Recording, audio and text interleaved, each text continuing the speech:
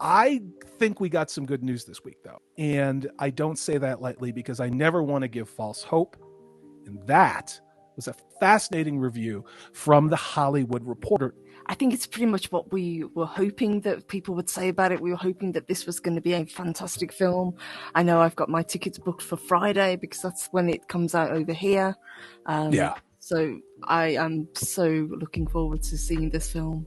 Yeah, I was happy to see the article, and I think what surprised me the most about all the stuff that you sent was that it really... The comments on Twitter there's a lot of negative comments about this movie, and there's hate for this, and it makes no sense to me. I want to hear Nathan's take on this. You were super stoked about this movie too. What did you think about what they had to say? The trailer was incredible, I thought, and just everything that they've presented so far with it is awesome. And I read the comments too on Twitter. The negativity around it got me even more excited because all the normies are like, no, we don't want a muscular man up there doing heroic things. Like one comment I think I saw read like, oh, it's a revenge story. Haven't we seen this before? I'm like, yeah, what's wrong with it? Yes. It's what a lot of revenge stories are actually based on. Yeah.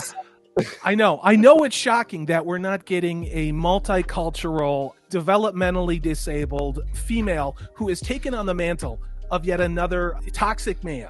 I know that all of us are dying. We can't wait to see that happen to another movie.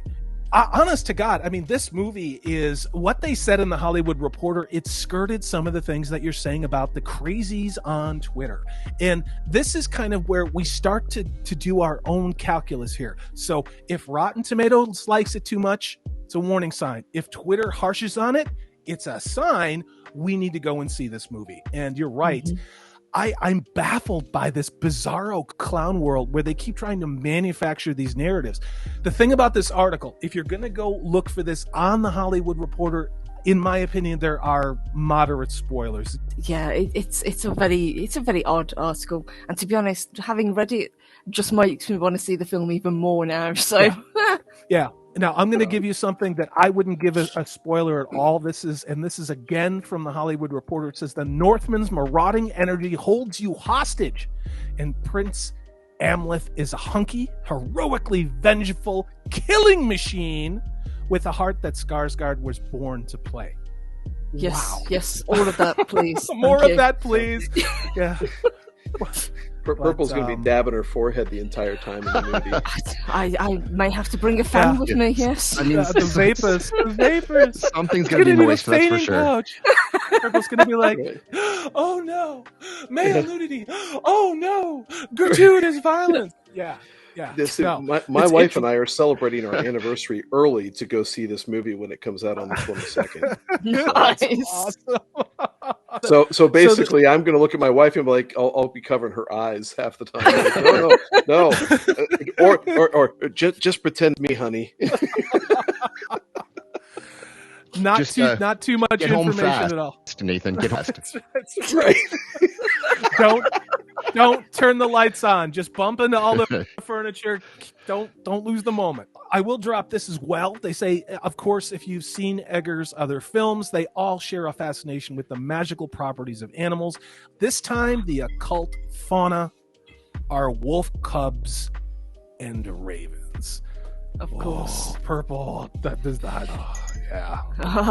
This is ticking so many boxes, and we've been talking about this film for quite a while now. We've been saying, how much we are looking forward to it. How great the casting looked. The trailer was fantastic. It really set the scene and really kind of gave you a taste of what was to come. Plus, it's got Willem Dafoe in it. Who the hell doesn't love Willem Dafoe?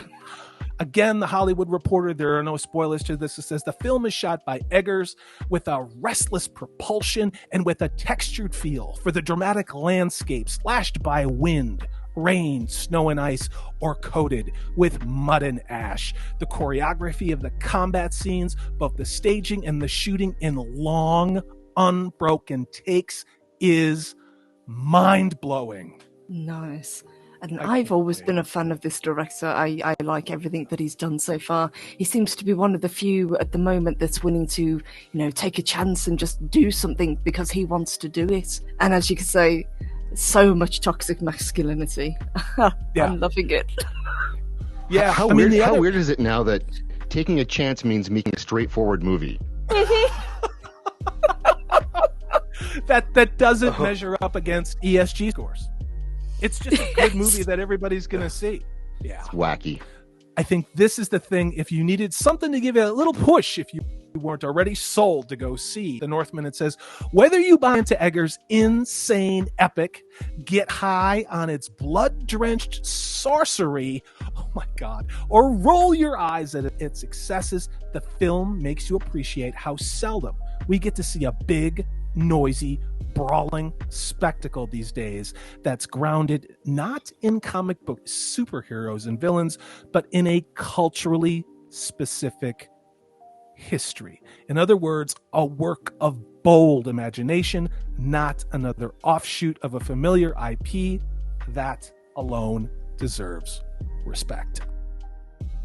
As ever, this is Salty Texas Sea. I am Corey DB. Thanks so much for watching. If you've liked what you've seen and heard, please hit that thumbs up button. If you haven't subscribed, I'd love to have you on board. That way you know, and we have things like live streams, which we are going to be doing every Tuesday evening. Take care. I hope you're having a great 2022.